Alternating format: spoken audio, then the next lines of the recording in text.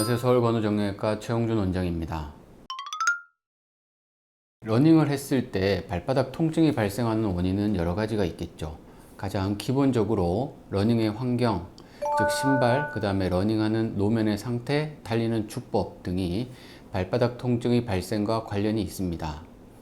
신발은 기본적으로 적절한 바닥 쿠션이 있어야 하는데 이것이 특별한 것이 아니고 일반 러닝용 운동화 정도면 모두 다 적합한 것입니다.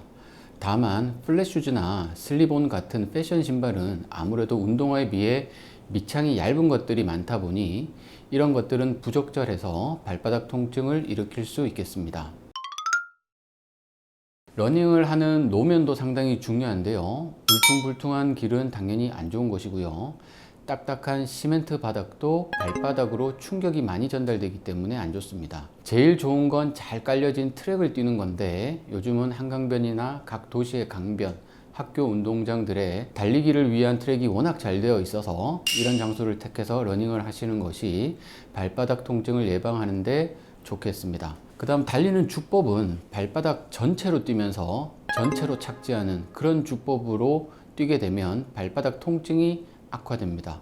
러닝을 어느 정도 하시는 분들이라면 이런 식으로 러닝하는 분들은 없겠지만 러닝을 하던 중 주변을 둘러보면 생각보다 이런 식으로 러닝하는 초보자 분들이 적지 않게 있기는 합니다. 앞서 말씀드린 것들은 러닝과 관련된 가장 기본적인 요소들이었고요. 위의 상황에 해당되지 않는데 러닝 후 발이나 발목 통증이 생겼다면 좀 더 깊이 들어가 봐야겠습니다. 흔히들 제일 먼저 떠올리는 것은 바로 족저근막염입니다.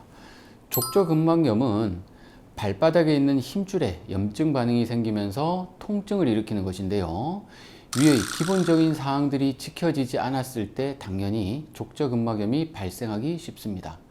이에 덧붙여서 평소 운동을 잘 안 하다가 갑자기 운동을 한다든지 최근에 체중 증가가 있었다든지 이미 과체중인 경우, 그 다음 발바닥의 지방 두께가 매우 얇은 구조적인 문제가 있는 경우 등에서도 러닝에 의해 족저근막염이 발생되고 악화될 수 있습니다.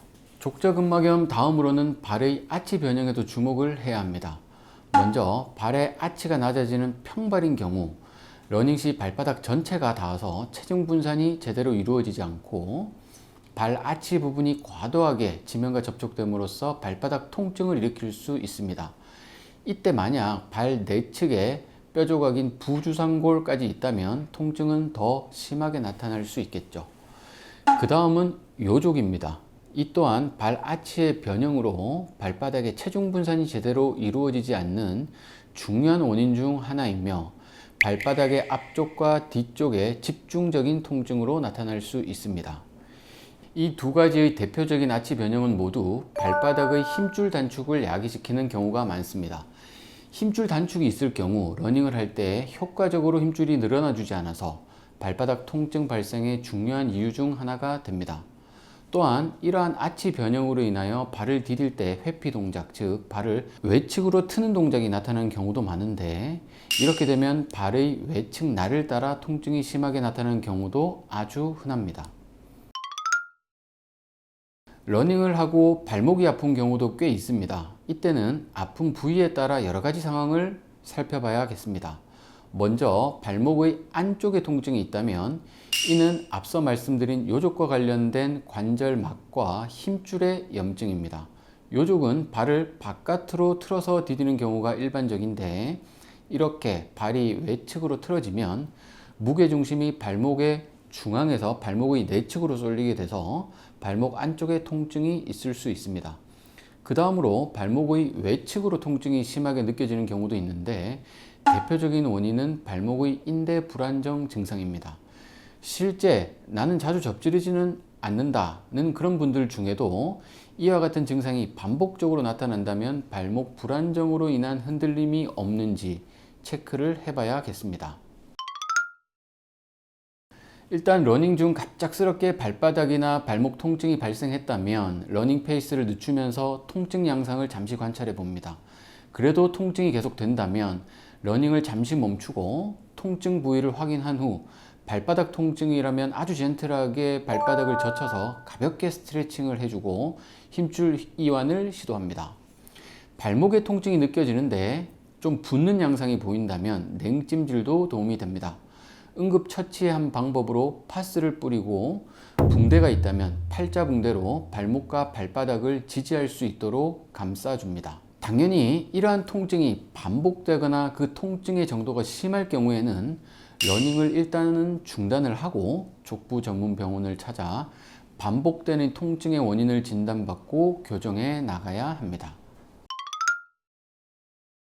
러너들의 발목 통증이 동일한 부위에서 반복적으로 나타난다든지 통증의 정도가 심할 경우 진료가 필요합니다. 앞서 말씀드린 여러 가지 원인들 중에 어디에 속하는지를 살펴보는 것이 가장 중요하겠습니다. 그 원인이 파악되면 그 원인 요소를 교정해 나가면 될 것입니다. 그리고 발은 굳은 살의 유무도 발 건강 체크의 단서로서 굉장히 중요합니다.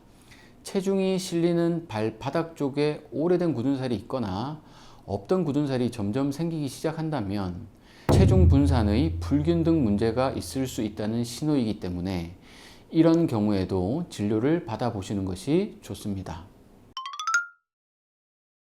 러닝 인구가 폭발적으로 늘어남에 따라서 진료를 받으러 오셔서 신발의 선택에 대해서 많이들 물어보십니다. 이에 대한 대답은 어느 특정 브랜드를 이야기할 수는 없기 때문에 대답들이 곤란할 때가 있는데요.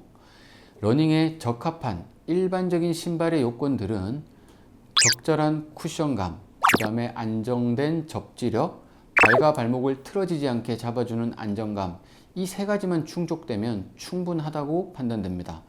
이러한 기능적인 면은 러닝화의 기본적인 요건들인데 대부분의 시중에서 판매되고 있고 우리가 들으면 알만한 모든 브랜드의 러닝화는 이러한 기본적인 요건들을 갖추고 있습니다. 그렇다면 이 외에 중요한 요소들은 뭐가 있을까요? 그건 바로 본인 발에 잘 맞는 러닝화입니다. 아무리 기본 기능에 충실하고 여기에 더하여 더 첨단 기능이 탑재되어 있다고 하더라도 본인의 발 형태에 맞지 않으면 그 사람에게는 좋은 러닝화일 수 없습니다. 신발의 형태 중에 발 볼의 넓이, 신발 코 앞쪽의 모양 등이 자신의 발 형태와 관련하여 자신에게 잘 맞는 신발인지 그렇지 못한 신발인지의 기준이 되는 경우가 대부분이기 때문에 이 부분을 잘 체크하시고 이 외에도 신발 목의 높이 등도 고려해 봐야겠습니다.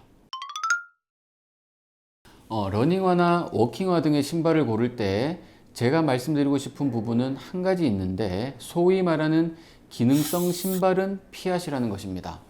기능성 신발이라는 것이 보통 요족이나 평발을 기능적으로 향상시켜주는 것처럼 광고하면서 조금 더 높은 가격을 붙이는 경우가 많습니다. 그러나 의학적인 면에서 볼 때 높아진 가격만큼의 실제 효과가 있는지는 의문이기 때문이죠.